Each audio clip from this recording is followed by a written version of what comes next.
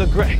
Māngai Pāho video challenge. All you have to do is create and share a video that best promotes te reo Māori. Video that best promotes te reo Māori.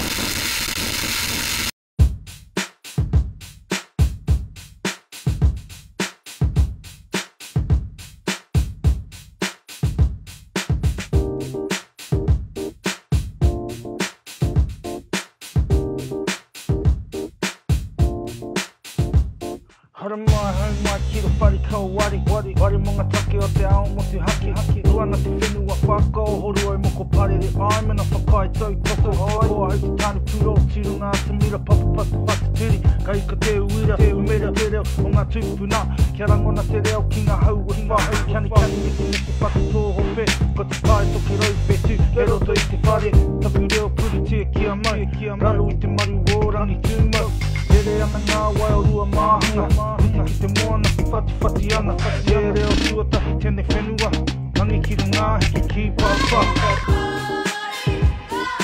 Kōrero tia puri tia kia mai Ana Kōrero Māori Kara whiua o ringa ki te tuanui Ki te tuanui, ki te tuanui Kara whiua o ringa ki te tuanui Kaua e haka mā kau te kani Kara whiua o ringa ki te tuanui Ki te tuanui,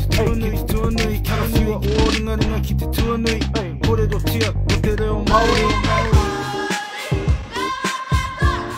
Puri tia ki anau Kōrero Māori whānau Ana Toki reo ranga tina puri tia kia mau